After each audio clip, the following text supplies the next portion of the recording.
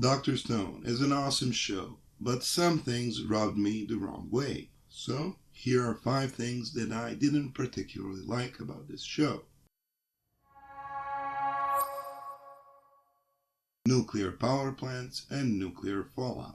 In the show, the complete world's infrastructure is shown to be completely ruined. Not just ruined, it is gone, disintegrated, completely gone without a trace. And this is justified because metal corrodes and wastes away. Vegetation covers everything up, and after more than 3,000 years, very few man-made structures would be visible, let alone recognizable. In just a matter of days or weeks, since everything turned to stone, most power plants, especially thermal and nuclear, would have a complete meltdown and they would have exploded. Now, I can hear you complaining through the screen. They have shown and explained this in Byakuya spin-off. And yes, Rei is shown from outer space as she looks down on the Earth and looks at the thermal and nuclear power plants. What is wrong about this is that the thermal power plants would probably just explode and burn, and that's it. But what would happen to the nuclear power plants? There are around 450 nuclear reactors all around the world, and Japan has about 37 of them. And yes, the counter-argument is that most nuclear power plants have a system of automatic protection, but only a small percentage of them actually do have automatic measures. Almost none of the reactors have a solution for the scenario that Dr. Stone presents, where people magically turn to stone and stop the maintenance of the power plants. So, the disaster would not be as big as 450 Chernobyls, but it would be pretty close to that. Also, uranium has a half-life of several 100,000 years, and it penetrates both ground and water. It would not be unreasonable to assume that most of the Earth would be covered in radiation, which would make life impossible, especially for the astronauts that were supposed to come down to Earth and restart the whole civilization. Japan would be completely uninhabitable, and the same goes for Europe and North America. Number 2. Oversexualization of the characters. Everyone loves to see a beautiful female and male body, depending on your preference. And anime almost always has a lot of sexualized characters. I'm also but a human. I love to see that stuff. We're not watching a documentary. But this is not hentai either. Boichi, the illustrator of this anime, may have crossed the line just a little bit. In his rich career, Boichi has drawn a lot of things, and a lot of those things were hentai, and it shows. In his defense, his art style is really beautiful and detailed. Everything he draws is beautiful, bright, clearly defined, and rich in detail. But he does cross the line a bit too much. Every single female character that is not either an old woman or a child is drawn to look like a sex doll. And 95% of all male characters are drawn with beautiful physique and a six-pack. Scenes like this, where Senku gives Ruri her antibiotics, it's as if they were taken straight from a hentai. You see what I mean, you're not blind. There are a lot of more examples like this, such as when Homura licks the cotton candy. It does look beautiful, don't get me wrong, but it may be a bit over the top. And if you could believe it, manga is often even more explicit than anime. It is difficult to find a chapter of manga without at least 3 provocative panels, both male and female. The oversexualization takes away from the realistic and educational tone of the show. And yes, I can hear you say, all animes have nudity in them, or partial nudity. And you are kinda right, but not this much. Boichi is a bit of a perv.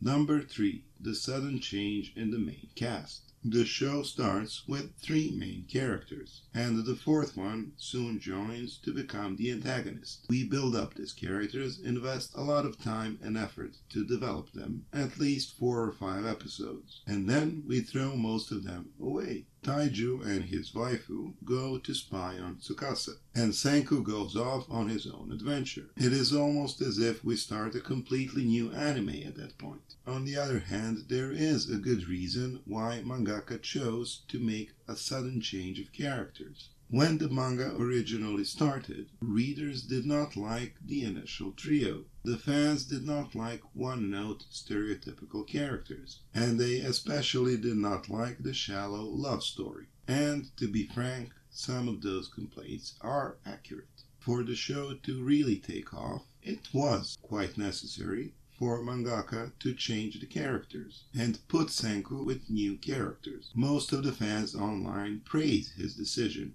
and they note that it is one of the reasons they continued to follow the show. Still, such a sudden change is noticeable, and it does disturb the flow of the show. Why did we invest so much time in developing these two characters if we are going to ignore them until the very end of the first arc? The author compromised his vision, but in this case it turned out for the best, but not completely without consequences. Number 4. Tsukasa is too smart and too strong. Now let's talk about Tsukasa, a man who can kill a lion in one hit. And he even isn't the main protagonist of this show. Aside from his incredible fighting skills and his incredible strength, he is shown as an incredibly skillful fighter and as an incredibly strong person. That is believable, because there are people who are naturally extremely strong and skillful. But the unrealistic part of all this is that he is also shown to be extremely intelligent. When was he shown to be extremely intelligent, you ask? Well, for starters, his ideology and vision for the new world could never come from someone who is an idiot. His ideals for the new world show that he is well educated in both history and political sciences, and his ideas are generally very well thought out. One thing that shows us that he is super intelligent and really breaks the suspension of disbelief is the fact that he can compete with Senku in strategy and mind games. We should not forget, Senku is hyper-intelligent, 10 billion%, unrealistically so, a genius above all others, one of a kind in the whole world. To achieve this, Senku, aside from being really gifted, he has also dedicated his whole life in pursuit of knowledge and expanding his mental capabilities. What we find wrong here is that the intellect of Tsukasa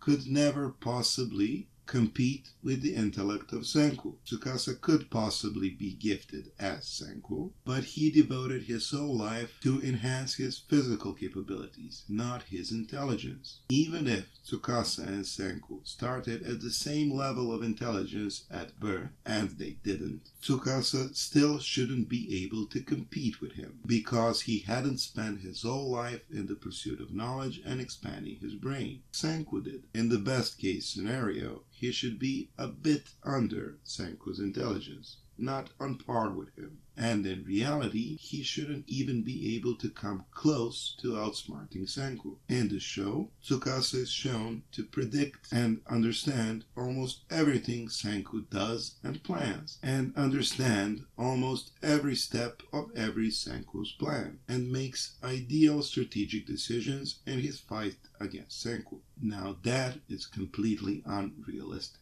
Number 5. No scientific discoveries in Ishigami Village for 3,000 years. Ishigami Village, as well as all other settlements we discover, are descendants from the original astronauts that survived the catastrophe while being in space. They have zero technological advancements in the village, and that is very hard to believe. Those astronauts should have left them a bit more of scientific knowledge. And I'm not talking about those 100 stories, I'm talking about actually useful things. For example, how to farm and grow crops. But no, that's not important. The important thing is that they remember if a magical bee comes and stings the tombstone, it will start speaking.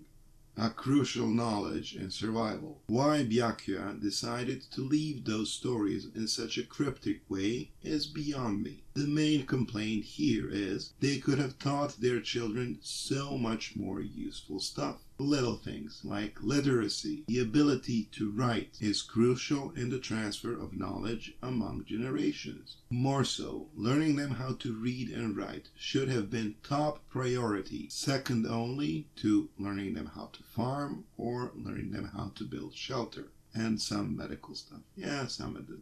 They were doctors, and we find the village where no one knows how to write, no one knows how to farm.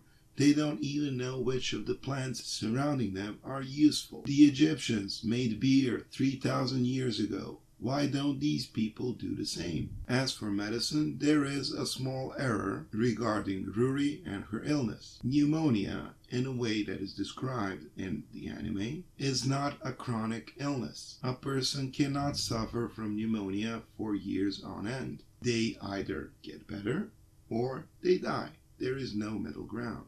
A person cannot wait for years on end for Senku to come with his magical antibiotics and make it all better. But I digress. I'm not saying that the village should have electricity or should have steam engines. But in 3,000 years, they could have at least figured out that if you plant a seed inside the ground, that it will sprout. Well, those were my personal gripes with this anime. Do you agree with our opinions? Or maybe you found something that is particularly wrong in your eyes? Share your opinions in the comments. That is it for this top 5. Don't forget to like, share, and subscribe, and follow us on social networks. I'll see you next time. Bye bye.